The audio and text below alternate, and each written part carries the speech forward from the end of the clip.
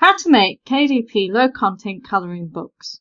Hi, I'm Kerry from Dream Creative Bee, where I give you honest reviews and tips about making money online. If you like this video, please hit the thumbs up button and the subscribe button to be notified about any other videos I make. So today what I'm doing is I'm showing you how to create KDP low content colouring books. But the difference is I'm not actually going to be using any graphics to create these colouring in books. What I'm going to be doing is I'm going to be using fonts. And these fonts are called dingbats. Why would you use fonts? Well, a lot of fonts, like dingbats, they come with images. And they're easy to make bigger, make smaller, and they don't seem to pixelate like JPEG images or even PNG images. Also, you don't usually need to mess about with cleaning out the backgrounds or removing the colours and just making sure that they are line art. So what I'm doing is I'm going to start in PowerPoint because I know it works in PowerPoint because you can put your own fonts in. I know it works in Keynotes because you can put your own fonts in. I haven't tried it in Google Slides, but I will do, and I will make another video. You might also be able to do it in Canva Pro. And again, I will test it out. But I don't think you can do it in the free version. So I've already set out a template called Dingbats. And what I do in this template is I actually, my alphabet, and I do lowercase, uppercase, and also I do numbers and special characters that are on my keyboard. Now, not every single dingbat uses all of the letters, or the special characters, or the lowercases, or the uppercases. So what you need to do is actually try them out. So I do two sets because one is where I can actually see what the image is, and the other actually tells me the corresponding letter or number or special character. So what I do is I just click on the text box and then I go to my fonts. Now, to remember what my fonts are, I have created font collections. Now, in Mac, you can do it through Font Manager, and I'm not sure how you would do it on Windows. But I go in and I've typed dingbats there, and I'm going to test out this one here that's got farm animals. Now, I can't really see that really clearly, so I'm going to take it up to 96. And that is all the different animals, so it's A, B, C, D, E, F, G, H, I, J, K, L, M, N, O, P, Q, R, S, T. And it goes on and it's linked to them. And again, I can try out and see if that particular dingbat has any uppercase, and some of them might be similar and some of them might be different. I actually think they're the same. So there's no difference between upper and lowercase. Now, has the numbers or special cases got anything, characters, I mean, dingbats, and in this case, it has got some that are different.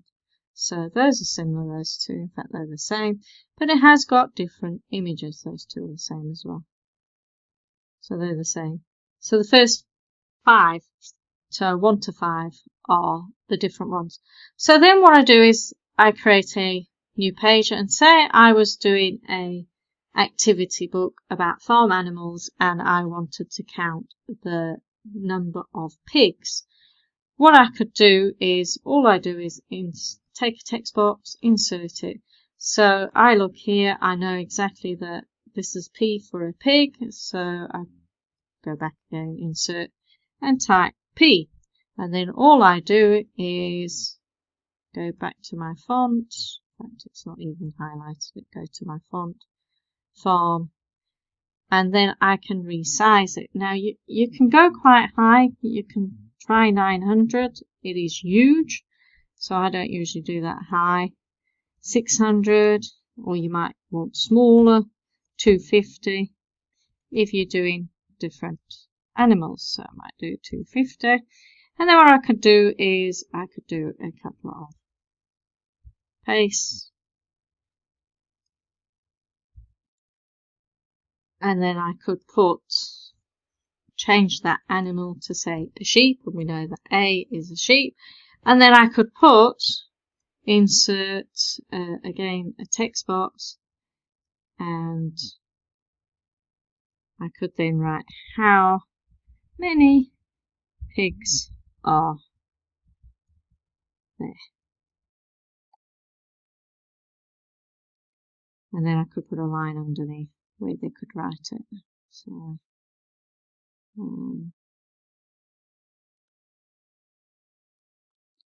and again, make that quite big. How many pigs are there? Move that around.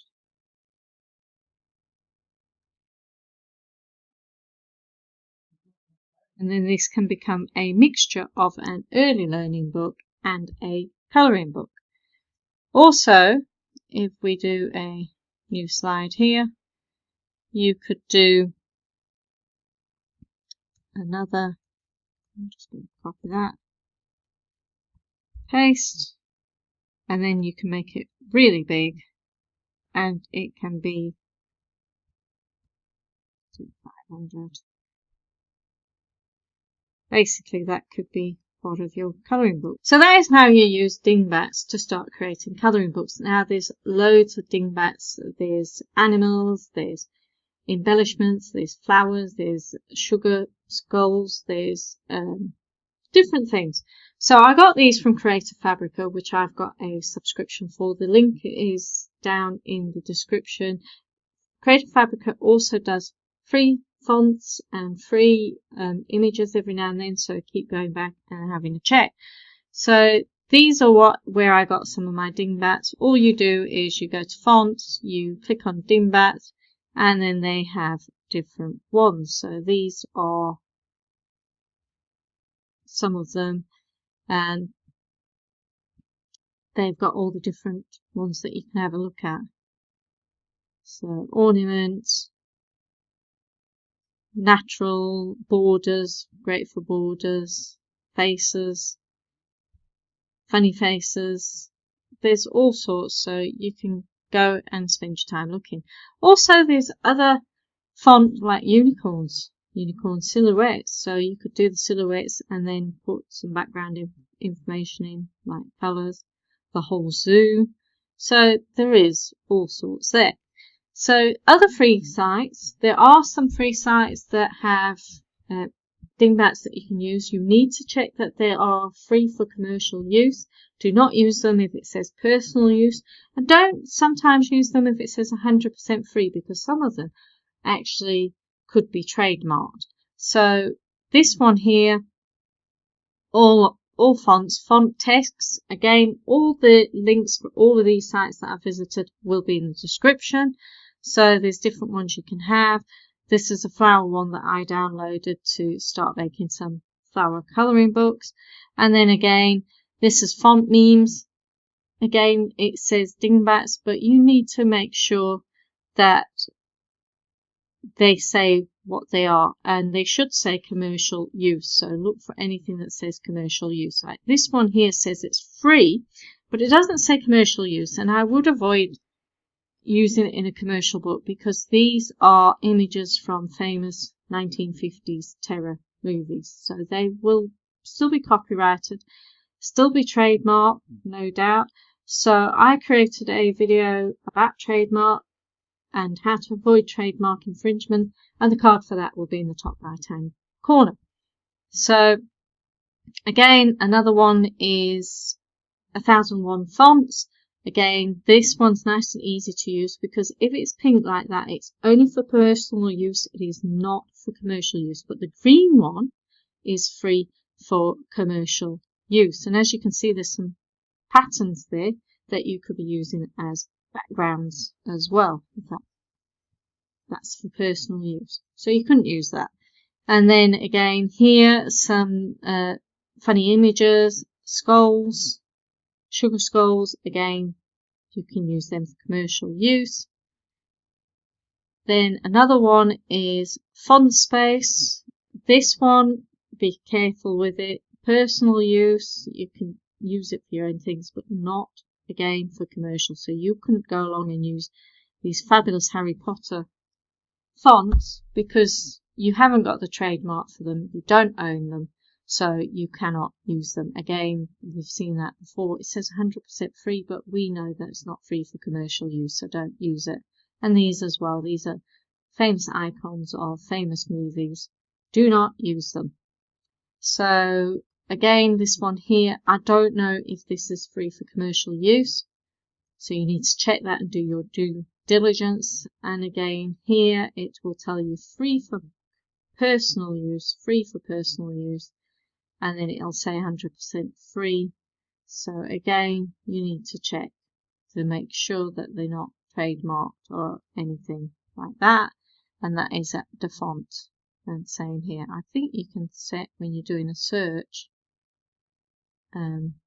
more options. I think you can set it so it is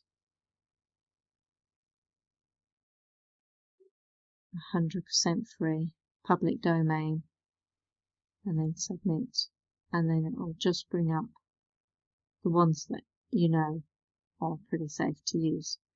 And that is where you get your dingbat fonts for to use to create your KDP colouring books without going and getting graphics or early books or anything like that.